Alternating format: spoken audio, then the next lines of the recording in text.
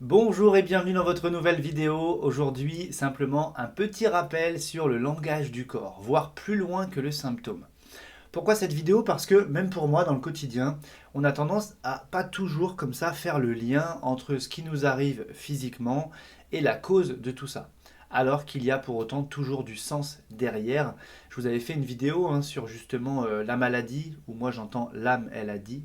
Donc il y a bien un message plus profond derrière chaque mot MAUX, un message que l'on peut décoder pour nous donner des mots MOTS. Et puis comme ça, le corps peut livrer un message. Euh, donc ça, c'était une vidéo. Mais là, c'est un petit rappel pour dire que voir plus loin que le symptôme, ça veut dire que par exemple, l'exemple qui m'est venu quand j'ai pensé à ça, c'est le hockey. Par exemple, on va dire, ah, j'ai le hockey, mais qu'est-ce qui fait que j'ai le hockey? Comment ça fonctionne? Et je vais sur Internet, et puis je regarde, et puis je vois le descriptif technique, physiologique, où on m'explique finalement comment ça fonctionne le hockey, et qu'est-ce qui fait qu'on a un hockey qui se déclenche.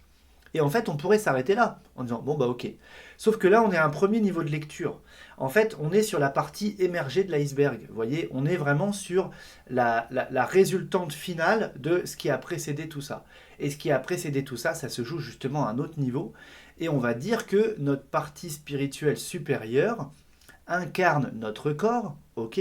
Donc tout ce que vit notre corps est la résultante de ce qui est vécu d'abord sur un plan plutôt subtil, spirituel. D'accord? Vous voyez ce que je veux dire? Donc si j'ai le hockey, soit je m'arrête à une lecture physique, bon bah j'ai le hockey parce que j'ai mangé trop vite, parce que ceci, parce que cela. Bon, ok, à la limite sur une fois. Et encore, je dirais que même si on a mangé vite, même si tout ça, si on en vient à avoir le hockey, peut-être que le message sera moins fort, mais il y a quand même un message derrière. Alors je dis pas que je suis tout le temps en train de prendre mon bouquin à chaque fois que j'ai le hockey ou que... Mais justement, c'est toujours d'avoir ce truc de se dire, il n'y a pas de hasard et ça sort pas de nulle part. Donc soit on va dire, oui mais c'est normal, t'as mangé trop vite. Et là on est dans une explication purement matérielle. C'est comme si je vous dis, ah bah j'ai mal à mon poignet. Ah bah oui mais j'ai fait des travaux hier. Très bien, mais j'aurais pu faire des travaux et s'il n'y a pas une faiblesse à cet endroit-là, de toute façon, je peux ne pas avoir de douleur. Mais le poignet, il a un sens. Ma partie supérieure connaît exactement ce langage, puisqu'elle en est à l'initiative, et va me parler à travers ça. Donc on va peut-être dire que oui, c'est parce que j'ai bricolé, mais peut-être que cette partie supérieure a attendu ce moment pour justement rendre propice le message. Vous voyez ce que je veux dire?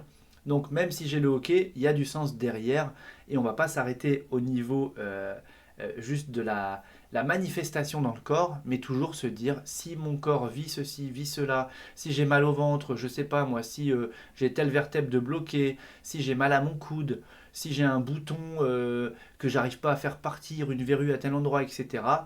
Eh bien, il y a un message derrière. Et c'est à ça que je vous invite, c'est d'aller plus loin que le symptôme et toujours vous dire que veut me dire mon corps?